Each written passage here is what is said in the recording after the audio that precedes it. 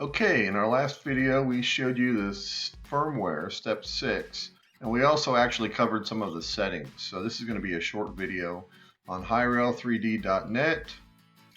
Down the left side under software and firmware, we're going to go to step 7, settings. Alright, in our last video I showed you how to do all of this with the printer settings, saving your as found file, and then loading the proper file. This explains what the standard description is for the little abbreviations in your file names. We did an engine standard resolution, or a 30M. We did not show you the ecosystem apps. Sometimes these are not fully stored in Repatrel when you do a new install. So I'm going to open our Repatrel folder, or Repatrel program. And on the left side, I'm going to go all the way over to the right to the Programs tab. Now you can see my QCAD and my slicer config are not set yet. So I'm just going to make this a little smaller so we can look over here in this page.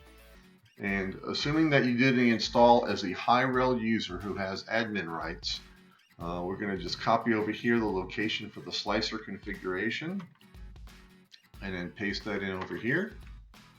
And then we're going to come over here and get the data for the QCAD executable location, put that in here, and then we're going to apply settings. This is a floating button, so it'll be in different places depending on your screen resolution.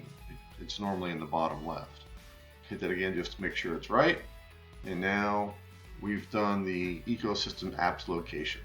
All these software programs are installed on your machine now. Some of them are just there in case you'd like to use them. For example, MeshLab right here is quite handy for cleaning up STL files that may be a solid mesh enough to render on screen but not solid enough to slice, because the slicer detects some penetration and it can't tell logically inside from outside because everything is contiguous. On programs like Inkscape and GIMP. Some of the other programs like FreeCAD and Slicer we call from within Repatrel to give us extra functionality in our program. So we do want this entire suite installed. The next session here is head and bed settings. Now these I also covered in the previous video, the settings video. So we went over how to not only flash the firmware but how to load the settings from file, and then right click on the flash button to save them. That's it for the settings.